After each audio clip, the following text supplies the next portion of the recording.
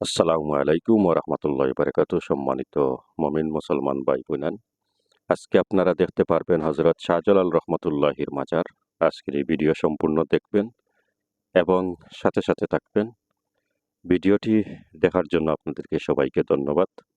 প্রিয় বন্ধুরা, এখন আমরা ভিতরে প্রবেশ করব। আপনারা সাথে থাকেন। ভিতরে প্রবেশ করে আপনাদেরকে কিছু কিছু জিনিস দেখানোর চেষ্টা করব।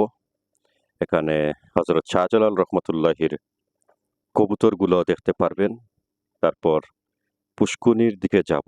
যদি মাছগুলা দেখা যায় তাহলে অবশ্যই আমি আপনাদেরকে দেখানোর চেষ্টা করব। তারপর শাহজালাল রহমতুল্লাহির ঠিক মাজারের ভিতরে যাওয়ার চেষ্টা করব। তো সবার আগে সবাইকে অনুরোধ করব, এই ভিডিওটি যারা আমার ইউটিউব চ্যানেল থেকে দেখবেন অবশ্যই ইউটিউব চ্যানেলটাকে সাবস্ক্রাইব করে বেল আইকন অন করে রাখবেন, যাতে এই ধরনের অলি আউলিয়া নবীগণের মাজারের ভিডিও আমি বারবার আপলোড করব আপনাদের কাছে সরাসরি চলে যায়। ইনশাআল্লাহ যাবে।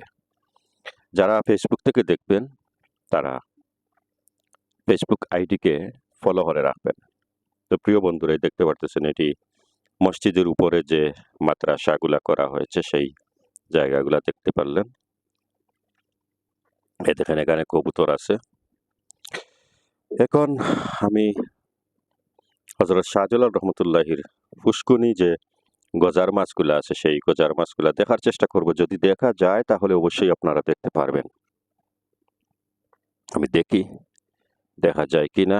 এখন ঠিক লেফট সাইডে মানে বাম দিকে যাইতেছি, দেখা যাক আছে কিনা। আসলে আমি যেই টাইমে এই ভিডিওটা বানিয়েছি এই টাইম সচরাচর আসলে গজার মাছগুলা তেমন দেখা যায় না। যে কোনো দিন বিকালবেলায় বেশিরভাগ মাছগুলা দেখা যায়।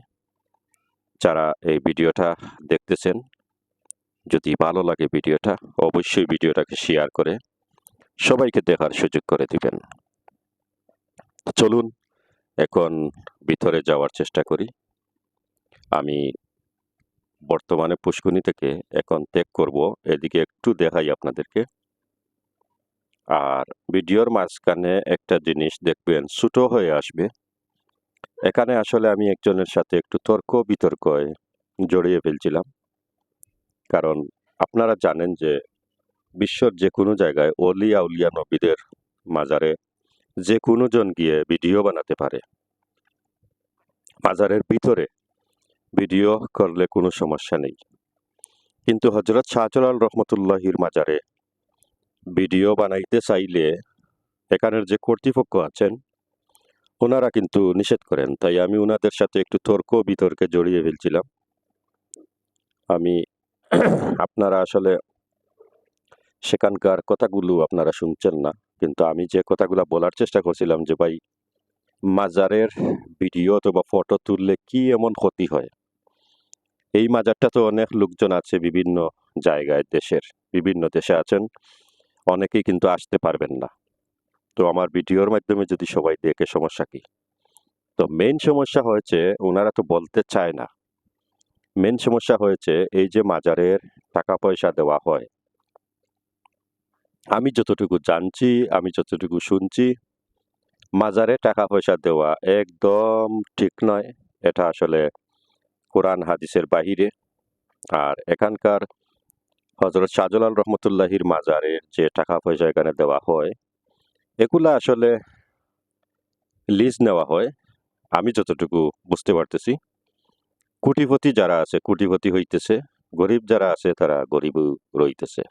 তা আমি একটা জিনিস অনুরোধ করব আমি সবাইকে এই ভিডিওর মাধ্যমে, আপনারা যদি কোনো টাকা মাজারে দেন সেই টাকা কিন্তু কোটিপতি যারা আছে তারা খেয়ে ফেলতেছে।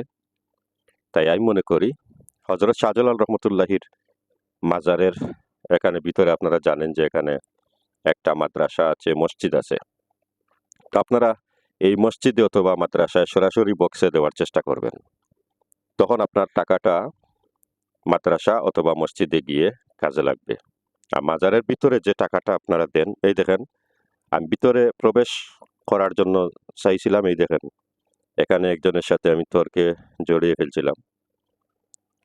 তো এরপরও আমি কোনো রকম একটুখানি আমি আপনাদেরকে দেখানোর চেষ্টা করব।